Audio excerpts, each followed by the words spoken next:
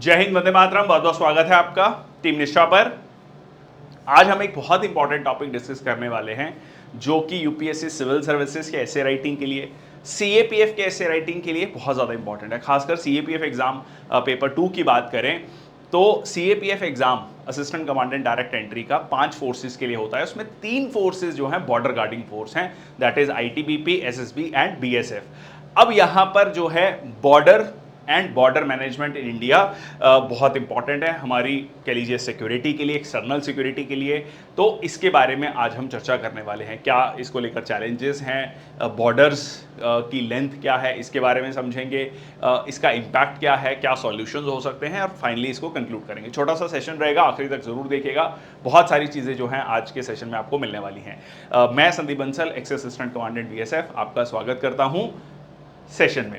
चलिए तो शुरुआत करते हैं। सबसे पहले बॉर्डर्स को देख लेते हैं।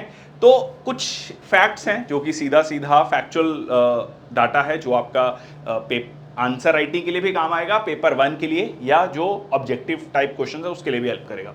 तो सबसे पहले तो ये ध्यान में रखना है कि जो बॉर्डर है, सबसे बड़ा लैंड बॉर्डर जो है वो है आपका बांग्लादेश के साथ। जनरली हमें लगता है कि चाइना के साथ बॉर्डर होगा, क्योंकि हमें लगता है कि लाइक लद्दाख से लेकर अरुणाचल प्रदेश तक है। नो, यहां पर आप इसको ऐसे समझ सकते हैं कि जैसे लाइक जलेबी की तरह सीधा है ये, ठीक है, इंडो बांग्लादेश बॉर्डर। तो बहुत ज्यादा फोल्डेड है, इसलिए हमें एहसास नहीं होता कि ये 4096 किलोमीटर है। हालांकि जो चाइना बॉर्डर है, इंडो चाइना बॉर्डर है, दैट इज 3488, तो 3400 किलोमीटर, ये 4096, तो लगभग 600 किलोमीटर ज्यादा है। देन आपका आता है इंडो पाक बॉर्डर, ठीक है जी। उसके बाद आपका सबसे छोटा है Indo Afghanistan border. Indo Afghanistan के साथ भी बॉर्डर लगता है छोटा सा, ठीक है। दो ये रीजन अभी पाकिस्तान ऑक्यूपाई करता है, पाकिस्तान ऑक्यूपाइड कश्मीर में आता है, पर ऑब्वियसली इसको हम क्लेम करते हैं। That is how we share our border with Afghanistan. Then we have our borders with Myanmar, Nepal and Bhutan, ठीक है। अब इसको एक मोटा मोटा याद करने के लिए, जो हमारे लैंड बॉर्डर्स हैं वो है 15,000 किलोमीटर, ठीक है। एक रफ आइडिया लेने के लिए ये टोटल बनता है 15,000 किलोमीटर। पर एक बहुत इंपॉर्टेंट चीज है कि जब हम बॉर्डर की बात करते हैं तो we should not forget the coast line. Coastal borders को भूलना नहीं चाहिए, क्योंकि बॉर्डर जब हम समझते हैं तो जनरली हम लैंड बॉर्डर्स की बात करते हैं, but it is not so. खतरा यहां पर भी है, ठीक है, और इसको भी प्रोटेक्ट करना उतना ही इंपॉर्टेंट है, ठीक है जी। सो यहां पर कोस्ट लाइन जो है, अगर आप इसका आधा कर देंगे 7500, तो मोटा मोटा 7500 किलोमीटर जो है आपका कोस्ट लाइन है, ठीक है जी। तो लैंड बॉर्डर जो है हमारा 15,000 किलोमीटर, और ये 7 देशों के साथ हम शेयर करते हैं, Bangladesh, China, Pakistan, Nepal, Myanmar, Bhutan and Afghanistan. और अगर हम बात करें लाइक हमारे जो लैंड बॉर्डर्स हैं या ओवरऑल बॉर्डर्स हैं, इसको लेकर क्या चैलेंजेस हैं। देखो, सबसे बड़ा चैलेंज है हॉस्टाइल नेबर्स। खासकर अगर हम बात करें पाकिस्तान की और चाइना की, पाकिस्तान और चाइना जो है उनके साथ भारत के रिश्ते बहुत अच्छे नहीं रहे हैं। चाइना के साथ इनिशियली रिश्ते हमारे अच्छे थे, किसी 50s के समय पर जब नारा दिया गया था हिंदी चीनी भाई भाई। उसके बाद 1962 की वॉर होती है, जिसमें भारत की, कह लीजिए, हार होती है, भारत को बहुत नुकसान झेलना पड़ता है। उसके बाद एक जियोपॉलिटिकल शिफ्ट आता है। पाकिस्तान, जिसको उस समय पर यूएस बहुत ज़्यादा सपोर्ट करता था, 1991 में यूएसएसआर का डिसइंटीग्रेशन होता है, यूएसएसआर, सोवियत रूस, भारत को सपोर्ट करता था। बट उसके बाद आप देखेंगे कि चाइना जो है, वो जो स्पेस खाली हुई यूएसएसआर के डिसइंटीग्रेशन के बाद, वो चाइना ने फिल की, चाइना का राइज हुआ और चाइना ने सपोर्ट करना शुरू किया पाकिस्तान को। और ये जो सीधा सीधा हमारे लिए एक 2 फ्रंट वॉर का चैलेंज सामने लेकर आता है। हमारे हॉस्टाइल नेबर्स हैं, और इसमें भी, इन दोनों में भी अगर हम देखें तो पाकिस्तान एक बहुत बड़ा चैलेंज हमेशा से भारत के लिए रहा है। इन एफिशिएंसी इन बॉर्डर मैनेजमेंट अगर हम देखें तो इतना बड़ा बॉर्डर 15,000 किलोमीटर, ठीक है, वहां पर कितने लीकेजेस हैं, जहां से इन्फिल्ट्रेशन हो सकती है, एंटी सोशल एलिमेंट्स की, एंटी नेशनल एलिमेंट्स की, उसके अलावा फेक करेंसी की, आर्म्स एंड एम्यूनिशन की। तो ये हमारे लिए एक बहुत बड़ा चैलेंज है। डाइवर्स एंड अनड्यूलेटिंग टोपोग्राफी, जो ये टोपोग्राफी है ये बहुत डाइवर्स है। एक तरफ आप रेगिस्तान को देखेंगे, थार डेजर्ट को देखेंगे, एक तरफ रण ऑफ कच्छ को देखेंगे, एक तरफ आप कश्मीर का रीजन देखेंगे, अरुणाचल प्रदेश का बॉर्डर है, लद्दाख जो है ड्राई कह लीजिए कोल्ड डेजर्ट के रूप में है, नॉर्थ ईस्ट बहुत डेंस फॉरेस्ट है। तो ये इतने तरीके का जो है हमारा डाइवर्स बॉर्डर हम शेयर करते हैं अपने पड़ोसी देशों के साथ। ठीक है जी। Porosity of borders and open borders, या ऑलरेडी मैंने शेयर किया आपके साथ कि पोरस बॉर्डर्स हैं, दो हमने तारबंदी लगानी शुरू की, फेंसिंग लगानी शुरू की, पर पूरा का पूरा एरिया फेंस करना बहुत मुश्किल है and it took long period of time. ठीक है, और इसमें बहुत ज़्यादा इन्वेस्टमेंट है, बहुत ज़्यादा खर्चा भी है, और सारे के सारे बॉर्डर को अभी तक हम फेंस नहीं कर पाए हैं। ठीक है, लैक ऑफ, खासकर अगर हम इंडो म्यांमार बॉर्डर की बात करें, वो भी अपने आप में एक इमर्जिंग चैलेंज है। लैक ऑफ प्रॉपर डिमार्केशन, कई जगह आपको ये भी इशू मिलता है कि कागजों में उसको डिमार्केट किया गया है, बट क्योंकि वो डेंस एरिया में है, डेंस जंगल्स में है, तो वहां पर जाकर ऑन ग्राउंड जो है क्लियर डिमार्केशन नहीं है कि ये आपका बॉर्डर है, ये हमारा बॉर्डर है। ठीक है, सो देन आता है लैक ऑफ क्रिटिकल इंफ्रास्ट्रक्चर। अभी तक खासकर मैं अगर बात करूं लद्दाख रीजन की, अरुणाचल प्रदेश में हमने कई जगह ये देखा कि बॉर्डर रोड पर कोई इंफ्रास्ट्रक्चर नहीं है, बॉर्डर विलेजेस के साथ हमारी कोई खास कनेक्टिविटी नहीं है, जिसके चलते ट्रूप्स का मोबिलाइजेशन बहुत मुश्किल हो जाता है बॉर्डर एरियाज में। ठीक है जी। देन आपका आता है ethnic conflicts and separatist movements. एक आपको वहां पर एक एथनिक कन्फ्लिक्ट्स देखने को मिलता है, सेपरेटिस्ट मूवमेंट है, वो बॉर्डर एरियाज की प्रॉब्लम को और ज़्यादा डिफिकल्ट कर देता है। एक आप इसको ऐसे समझ सकते हैं कि बॉर्डर एरियाज में, खासकर नॉर्थ ईस्ट रीजन में, कश्मीर में आप इस चीज़ को देखते हैं, तो जो इंसर्जेंसी है, जो सेपरेटिस्ट मूवमेंट है, उसको सपोर्ट मिलता है एक्सटर्नल एलिमेंट से, तो वो जो एक कह लीजिए खिचड़ी बनती है वहां पर, उसकी वजह से हमारे सिक्योरिटी फोर्सेस के लिए एक बहुत बड़ा चैलेंज हो जाता है। ठीक है, देन आपका आता है कंटेस्टेड इंटरनेशनल बॉर्डर्स, खासकर हम बात करें लाइन ऑफ कंट्रोल की, लाइन ऑफ एक्चुअल कंट्रोल की, line of control with Pakistan, line of actual control with China. Recently हमने इंडो नेपाल रिलेशंस में भी नेपाल के साथ भी बॉर्डर इश्यूज को देख रहे हैं हम। तो ये सीधा सीधा ये सारे के सारे हमारे चैलेंज हैं बॉर्डर मैनेजमेंट पे।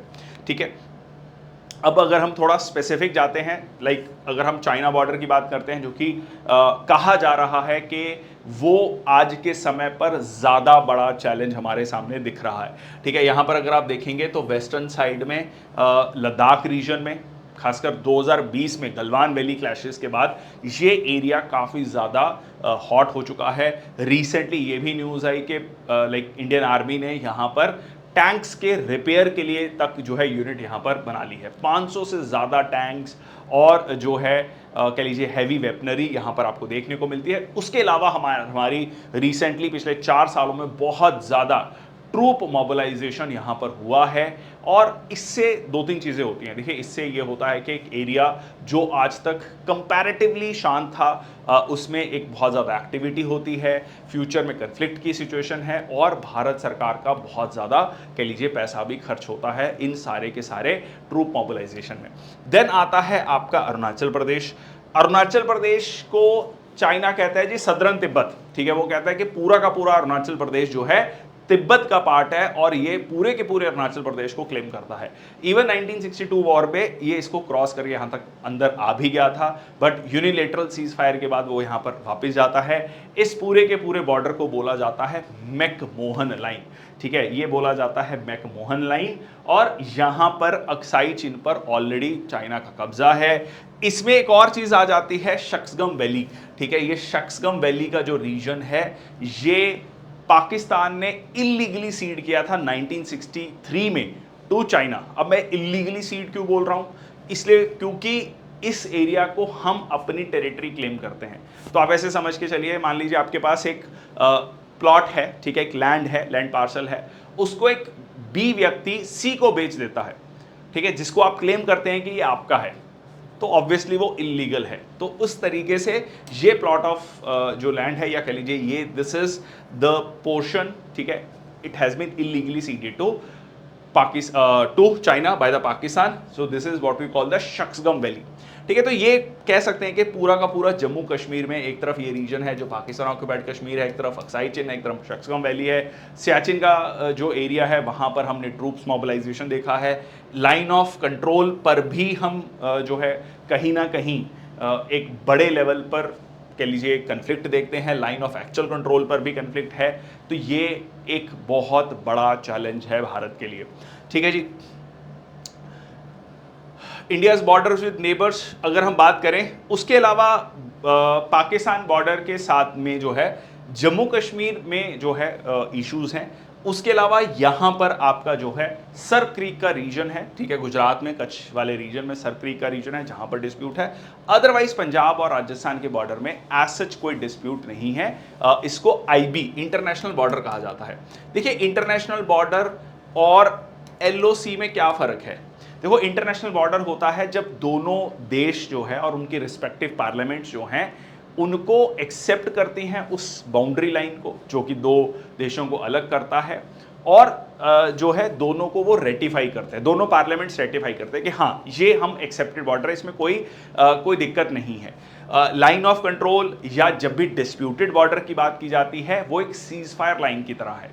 दोनों देश इसको एक्सेप्ट नहीं करते हैं और ये एक टेम्परेरी अरेंजमेंट के तहत वहाँ के मिलिट्री कमांडर्स के द्वारा तय किया जाता है। ठीक है जी। तो ये है आपका basic difference between IB and LOC या एलएसी।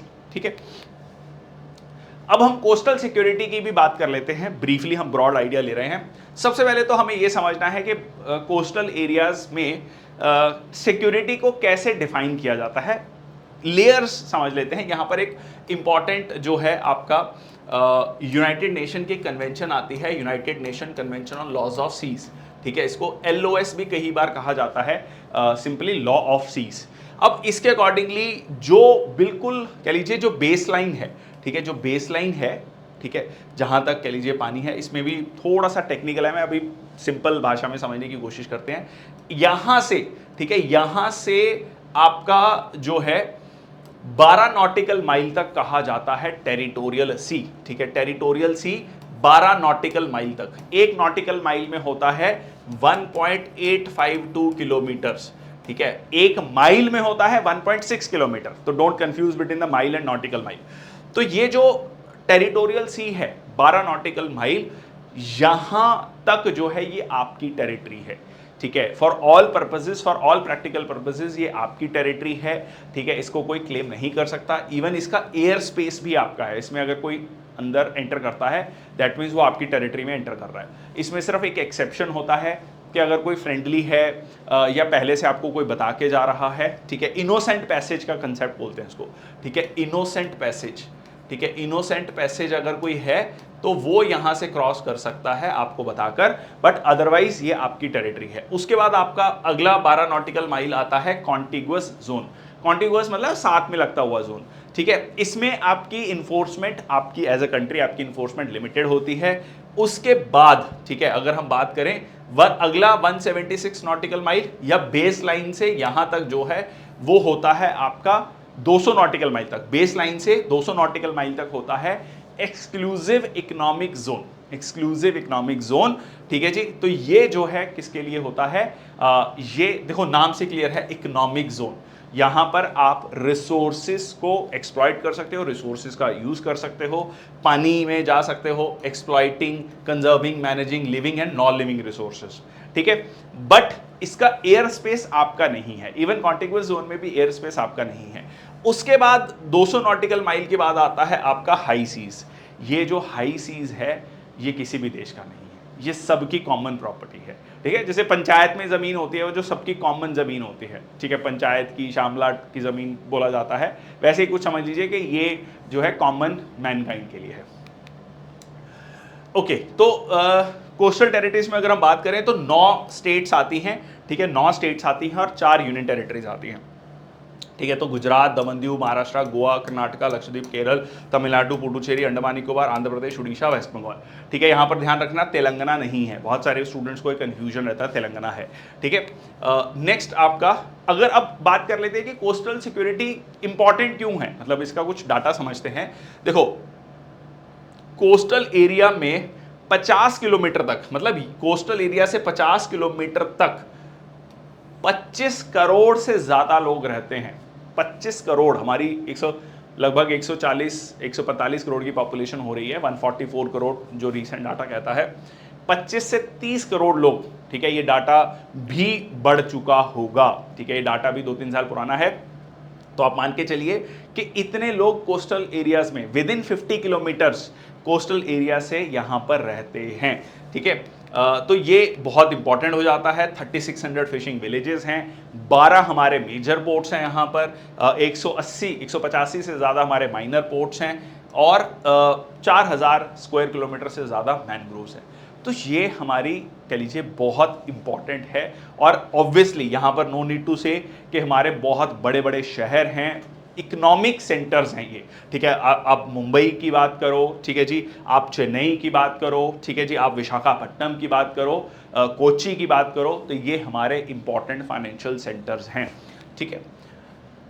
अगर हम बात करें इंडो पाकिस्तान बॉर्डर की, ठीक है, इंडो पाकिस्तान बॉर्डर में देखिए 2-3 चैलेंजेस, बड़े चैलेंज आते हैं। वो टेररिस्ट इन्फिल्ट्रेशन, ठीक है, लगातार जो है टेररिस्ट का इन्फिल्ट्रेशन भारत में होना, इंडो पाकिस्तान बॉर्डर खासकर कश्मीर बॉर्डर से, ये हम लगातार इस चीज़ की अटेम्प्ट्स देखते हैं।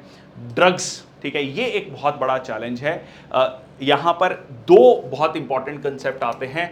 एक आता है आपका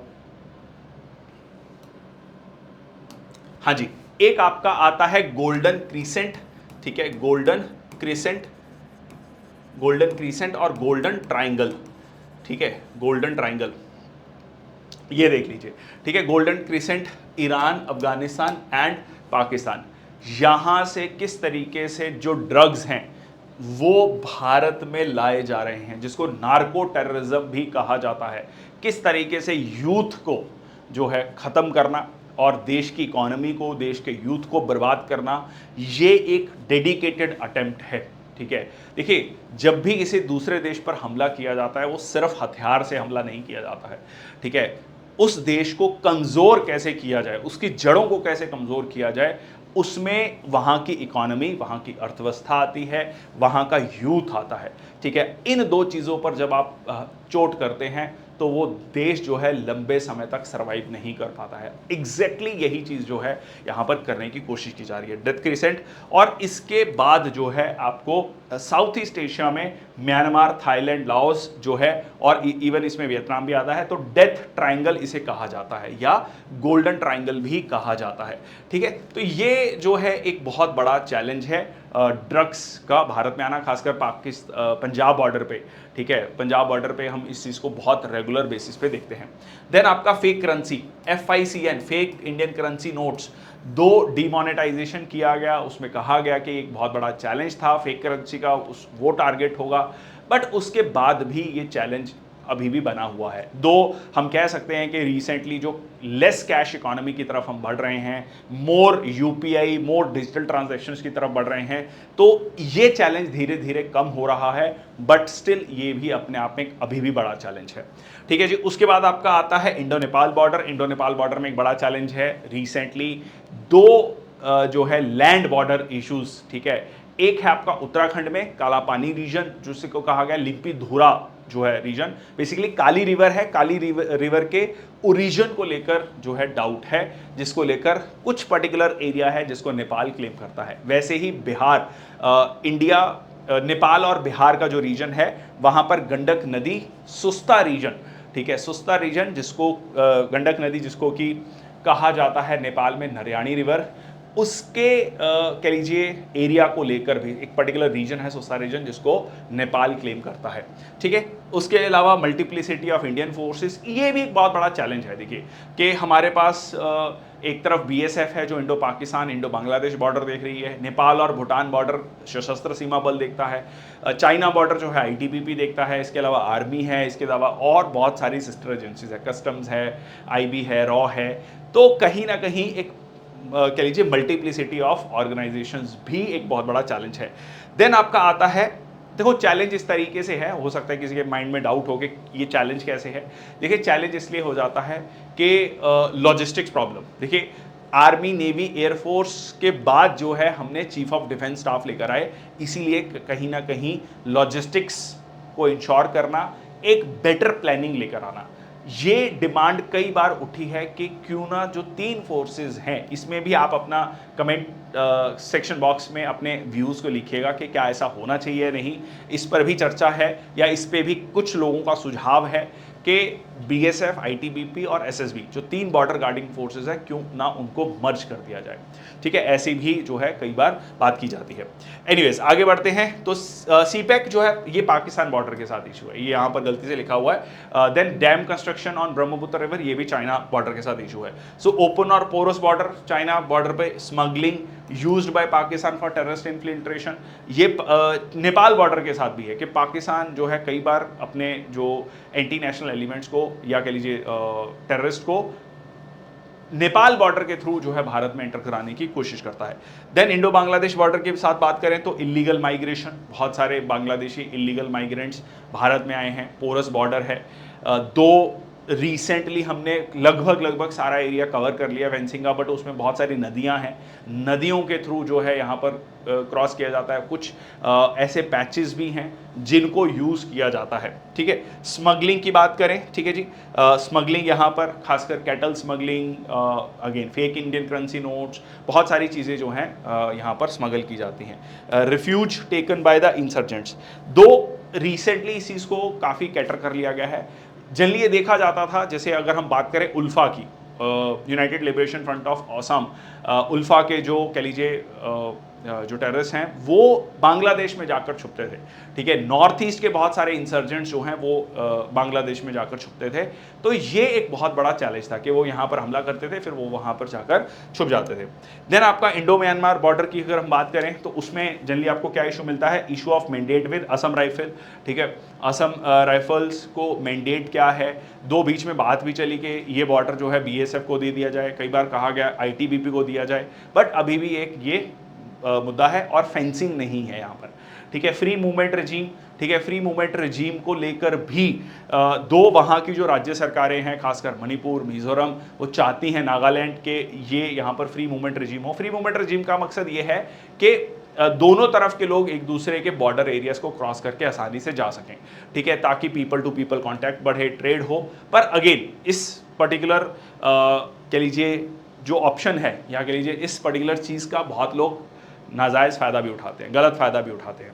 ठीक है, ड्रग स्मगलिंग गोल्डन ट्रायंगल के through, that we have already discussed. तो ये कुल मिला के ओवरऑल चैलेंजेस हैं, मैंने सारे बॉर्डर्स के आपको चैलेंजेस बताए। ठीक है, कौन कौन सा बॉर्डर कौन कौन जो है देख रेख करता है, ये भी हमने डिस्कस किया। इसके अलावा अगर हम बात करें चैलेंजेस में, एक्सटर्नल चैलेंजेस हैं। ठीक है, चाइना का इंटरेस्ट है नॉर्थ ईस्ट में। ठीक है, चाइना का इंटरेस्ट है नॉर्थ ईस्ट में और कहीं ना कहीं वो नहीं चाहते हैं कि स्टेबिलिटी बने। ठीक है, क्योंकि सीधा सीधा चाइना की पावर को जो है चैलेंज करने की बात होगी। लेफ्ट विंग एक्सट्रीमिज्म, इंसर्जेंसी इन नॉर्थ ईस्ट। ठीक है, तो यहाँ पर ये बड़ा चैलेंज है लेफ्ट विंग एक्सट्रीमिज्म को और इंसर्जेंसी इन नॉर्थ ईस्ट, इसको बढ़ावा मिलता है। ठीक है, organised crime, nexus with terrorism, दो इन सारे पॉइंट्स को हम डिस्कस कर चुके हैं। Coastal security, border management, regional and linguistic conflicts, cyber crime and cyber security, ये नए टेक्नोलॉजिकल चैलेंजेस हैं। इसको लेकर हम अलग से एक सेशन करेंगे क्योंकि ये काफ़ी इंपॉर्टेंट है और ये काफ़ी बड़ा मुद्दा है, इसको लेकर एक डिटेल में सेशन होना चाहिए। ठीक है, चलो नेक्स्ट आता है आपका और भी क्या चैलेंजेस हैं, लाइक चाइना की string of pearls theory. China किस तरीके से भारत को इनसर्कल करने की कोशिश कर रहा है। ठीक है, चाइना ने पाकिस्तान में गवादर पोर्ट बनाया। ठीक है जी, और चाइना ने जो है श्रीलंका में हम्बनटोटा पोर्ट बनाया और फाइनली इस हम्बनटोटा पोर्ट को इतना ज़्यादा लोन दे दिया कि चाइना श्रीलंका चुका नहीं पा रहा और इसको श्रीलंका को 99 ईयर की लीज पे चाइना को देना पड़ा। तो ये एक बहुत बड़ा चैलेंज, 99 ईयर की लीज का मतलब प्रैक्टिकली आपने जो है वो लैंड जो है चाइना को दे दिया, देना पड़ा आपको। ठीक है, ये मैं श्रीलंका की बात कर रहा हूँ। उसके बाद आपका बांग्लादेश में चिट्टागांव पोर्ट, म्यांमार में सितवे पोर्ट और यहाँ पे चाइना का हेनान आइलैंड्स है। ठीक है, तो ये सीधा सीधा देख सकते हैं आप किस तरीके से इंडिया को इनसर्कल करने की बात चल रही है। खासकर अभी रिसेंटली श्रीलंका के हम्बनटोटा पोर्ट में तो ये भी बात आई कि किस तरीके से चाइना के स्पाइंग जो शिप हैं, मिलिट्री शिप्स भी यहाँ पर आकर, नेवल शिप्स जो हैं यहाँ पर आकर स्टेशन हो रहे हैं और वो सीधा सीधा इंडियन नेवी की एक्टिविटीज़ को मॉनिटर कर रहे हैं। ठीक है, अब इंडिया ने इसका काउंटर दिया डायमंड नेकलेस थ्योरी। ठीक है, डायमंड नेकलेस थ्योरी क्या है कि इंडिया भी जो है चाइना को एक ब्रॉडर लेवल पर इंसर्कल करने की कोशिश कर रहा है, डायमंड नेकलेस। तो यहाँ पर आप देख सकते हैं मंगोलिया के साथ हमारे रिलेशन काफ़ी हमने सुधारे, जापान के साथ, ठीक है, वियतनाम के साथ, उसके बाद आपका सिंगापुर में, ठीक है, Singapore Changi airport, Sabang Indonesia, then Assumption Seychelles, Duqm port Oman, बहुत अच्छे रिलेशन है हमारे ओमान के साथ, छाबार पोर्ट ईरान में अभी रिसेंटली जो है इसको डेवलप भी किया गया। तो ये एक कोशिश है चाइना की स्ट्रिंग ऑफ पर्ल्स थ्योरी को काउंटर करने के लिए। इस थ्योरी का नाम दिया गया डायमंड नेकलेस थ्योरी। अब मैरीटाइम सिक्योरिटी में जो है कुछ और क्या क्या चैलेंजेस हैं, स्ट्रेटेजिक चोक पॉइंट्स जैसे मलक्का, हॉर्मुज। ठीक है, देखो ये है आपका हॉर्मुज स्ट्रेट, ठीक है, ये है आपका मलक्का स्ट्रेट। तो अगर आप इसको देखिए, ये हमारे लिए इंपॉर्टेंट है, ये हमारे लिए इंपॉर्टेंट है क्योंकि पूरा का पूरा साउथ ईस्ट एशिया, ऑस्ट्रेलिया के साथ जो ट्रेड है हमारा इसी के थ्रू हो रहा है। सिमिलरली जो हमारी एनर्जी नीड्स हैं ईरान, इराक, सऊदी अरेबिया के थ्रू, वो इस हॉर्मुज स्ट्रेट के थ्रू पूरी हो रही हैं। तो यहाँ पर अगर चाइना का कंट्रोल है या चाइना की डोमिनेंस है तो ये भारत के लिए, भारत के ट्रेड के लिए, एनर्जी सिक्योरिटी के लिए ठीक नहीं है। ठीक है, देन आपका आता है टेररिज्म। ठीक है, पायरेसी, ये एक बहुत बड़ा प्रॉब्लम है अगर खासकर हम यहाँ पर सोमाली पायरेट्स की बात करें। ठीक है, और नेचुरल डिजास्टर्स, क्लाइमेट चेंज भी एक बहुत बड़ा चैलेंज है अगर हम कोस्टल मैरीटाइम सिक्योरिटी की बात करें। Geopolitical contestation Indo Pacific region में जिस तरीके से यूएस का रोल बढ़ता जा रहा है, यूएस जो है यहाँ पर अपनी एक्टिविटीज़ को बढ़ाता जा रहा है। चाइना कई बार धमकी दे चुका है ताइवान को, और जापान, इंडिया, ऑस्ट्रेलिया और यूएस मिलकर क्वाड बनाते हैं, ऑकस बनता है। ठीक है जी,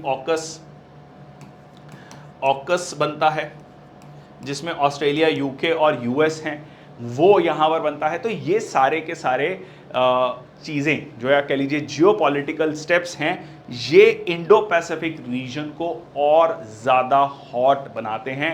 रादर यूएस ने तो ये भी कहा कि हमारी फॉरेन पॉलिसी का जो हिंज है, जो केंद्र बिंदु है, वो इंडो पैसिफिक है, और ये इंडिया का रोल यहाँ पर बहुत ज़्यादा बढ़ जाता है, इंडिया के लिए चैलेंज भी बढ़ जाता है। ठीक है, नेक्स्ट आता है आपका, ये हमने डिस्कस किया, Pacific construct, Chinese string of pearls theory, ये ऑलरेडी मैंने आपको बताया। अगर हम कोस्टल सिक्योरिटी की बात करें तो यहाँ पर जो मेरीन पुलिस है वो 12 नॉटिकल माइल्स तक, शोर से 12 नॉटिकल माइल तक जो है इसको प्रोटेक्ट करती है। 12 से 200 नॉटिकल माइल तक जो ड्यूटी है वो इंडियन कोस्ट गार्ड की है, और 200 नॉटिकल माइल्स के बियॉन्ड जो है ड्यूटी आ जाती है किसकी, वो आ जाती है आपकी इंडियन नेवी की ड्यूटी आ जाती है। ठीक है, इसके अलावा, ठीक है, ऐसा नहीं है कि यही तीन है, marine police, Indian coast guard या इंडियन नेवी। इसके अलावा अगर हम देखेंगे so state police, custom, immigration, CISF, private industries, offshore oil companies, international agencies, fisheries, ports, ये सारे डिपार्टमेंट भी मिलकर जो है नेवी को, कोस्ट गार्ड को, मेरीन पुलिस को हेल्प करते हैं, इन अ वे असिस्ट करते हैं। जैसे एग्जांपल लेते हैं कस्टम्स और इमिग्रेशन से हमें ये पता लगता है कि भाई कौन सी चीज़ें आ रही हैं। मान लीजिए ड्रग्स की तस्करी हो रही है तो उसकी इंफॉर्मेशन देना, ठीक है, नेवी को, कोस्ट गार्ड को, ताकि सही समय पर ही उसको रोका जा सके। तो ये सारे जो है कोस्टल सिक्योरिटी में एक बहुत इंपॉर्टेंट रोल प्ले करते हैं। ठीक है जी, बॉर्डर मैनेजमेंट स्ट्रेटजीज की अगर हम बात करें तो यहाँ पर एक बहुत इंपॉर्टेंट चीज़ आती है टेक्नोलॉजिकल सर्वेलियंस। ठीक है, human beings definitely can not do away with that, but it is very very important कि हम टेक्नोलॉजी को कितना यूज़ कर रहे हैं, जिसमें कि CCTV cameras, thermal and night vision devices, surveillance radar, ठीक है, ये हो गया आपका। देन आपका अंडरग्राउंड मॉनिटरिंग। तो ये सारी चीज़ें जो हैं बॉर्डर मैनेजमेंट स्ट्रेटजीज में बहुत इंपॉर्टेंट रोल प्ले करती हैं। ठीक है, इसके अलावा अगर हम बात करें तो the way forward, so planned any person trying to enter India from Gujarat, JNK, track through multiple techniques, जैसे हमने डिस्कस किया, टेक्नोलॉजिकल सॉल्यूशंस हैं, ठीक है, रिवर राइन सेक्शंस को देखना, मतलब जो भी प्लग एरियाज हैं, जो गैप्स हैं, खासकर रिवर राइन एरियाज हैं, उनको प्लग करना। अगर आपको याद हो, पठानकोट एयरबेस पर जब हमला हुआ था तब यही कहा गया था कि रावी नदी के थ्रू, मतलब बेसिकली रिवर्स के थ्रू जो है एंटी नेशनल एलिमेंट्स क्रॉस करके भारत में आए, ठीक है, उस चीज़ का जो है इस्तेमाल किया गया, इस चीज़ का यूज़ किया गया, ठीक है जी। तो ये जो है यहाँ पर एक बहुत इंपॉर्टेंट है, और इसमें लाइक ड्रोन्स, ठीक है, यूएवीज, और अगर हम बात करें तो ड्रोन्स भी एक बहुत इंपॉर्टेंट रोल है, और ये चैलेंज भी है क्योंकि ये हमने खासकर पंजाब बॉर्डर पे देखा कि किस तरीके से ड्रोन्स को यूज़ करके हथियारों को पंजाब में जो है ड्रॉप करना, ड्रग्स को ड्रॉप करना, ये सारी चीज़ें, उसकी स्मगलिंग करना, ये सारी चीज़ें देख रहे हैं। तो यहाँ पर एंटी ड्रोन पॉलिसी भी बहुत इंपॉर्टेंट हो जाती है कि किस तरीके से उसको हम काउंटर कर सकते हैं। सो अगर स्कीम्स की लॉन्च करने की बात करें, इम्प्रूव बॉर्डर मैनेजमेंट, जो टेक्नोलॉजी की बात कर रहे हैं, असम बॉर्डर पे धुबरी डिस्ट्रिक्ट में आपका बोल्ड QOIT, ठीक है, बोल्ड QOIT प्रोजेक्ट BSF के द्वारा शुरू किया गया। तत्कालीन जो गृह मंत्री थे Rajnath Singh, first NDA 1 government 2014 से 19 के समय पर, सो बोल्ड QOIT प्रोजेक्ट जो है, सो इसका मकसद था bold electronically dominated QRT, quick response team interception technique, basically technology use किया जाएगा। जैसे ही कोई एंटर करने की कोशिश करेगा, किसी भी तरीके की इंटरसेप्शन देखी जाएगी तो टीम को अलर्ट कर दिया जाएगा, टीम वहां पर पहुंचेगी और उस पर एक, कह लीजिए, एक्शन लिया जाएगा, ठीक है जी। तो ये जो है IT विंग जो है BSF का, उसके द्वारा लॉन्च किया गया था। अगर हम पूरे के पूरे सेशन को कंक्लूड करें तो कुछ चीज़ें बहुत ज़्यादा इंपॉर्टेंट है। बॉर्डर इंफ्रास्ट्रक्चर डेवलपमेंट, ठीक है, इस चीज़ को खासकर रिसेंटली बॉर्डर रोड ऑर्गेनाइजेशन काफ़ी ज़्यादा काम कर रही है, बॉर्डर रोड्स को डेवलप कर रही है। वहाँ के जो एरियाज़ हैं, वहाँ पर जैसे आर्मी का ऑपरेशन है, ऑपरेशन सद्भावना, वैसे ही जो CAPFs हैं, खासकर BSF की बात करें तो सिविक एक्शन प्रोग्राम जो है उनके द्वारा लॉन्च किया जाता है, ताकि बॉर्डर एरियाज़ की जो ज़रूरत का सामान है उनको दिया जा सके और उनके साथ बेहतर रिश्ते बनाए जा सके, क्योंकि जो स्थानीय लोग हैं वो फर्स्ट रिस्पॉन्डर्स की तरह काम करते हैं। इसका बेहतरीन एग्जाम्पल है कारगिल वॉर। कारगिल वॉर के समय पर स्थानीय लोगों ने ही सबसे पहले ये इंफॉर्मेशन दी कि वहां पर पाकिस्तानी फोर्सेस की मूवमेंट देखी गई है, ठीक है। देन आपका आता है टेक्नोलॉजिकल सर्वेलियंस, जो जैसे हमने अभी बोल्ड QOIT प्रोजेक्ट की बात करी, CCTVs की बात करी, थर्मल इमेजर कैमरास की बात करी, ठीक है। सो ये सारी चीज़ें बहुत ज़्यादा इंपॉर्टेंट है। देन आपका बॉर्डर एरिया डेवलपमेंट प्रोग्राम, ठीक है, बॉर्डर एरिया डेवलपमेंट प्रोग्राम, किस तरीके से बॉर्डर एरियाज को डेवलप किया जाए, वहाँ पर टूरिज्म को डेवलप किया जाए, वहाँ पे एम्प्लॉयमेंट अपॉर्चुनिटीज़ को डेवलप किया जाए, ताकि वहाँ के लोगों को इंटीग्रेट किया जा सके, ठीक है। तो ये है आपका एक overall conclusion. So that's all from my side. इसके अलावा आपको कोई और पॉइंट दिमाग में आता है तो प्लीज़ कमेंट सेक्शन बॉक्स में लिखिए, it is very important. Peer learning is a very important aspect of your preparation. आपके दिमाग में कोई पॉइंट है तो उसके बारे में लिखिए, डिस्कशन कीजिए, ताकि बाकी लोगों को भी पता लग सके और बाकी लोग आपके पॉइंट पर रिस्पॉन्ड भी कर सके कि आपका पॉइंट सही है या नहीं। That's all, thank you so much, जय हिंद, वंदे मातरम।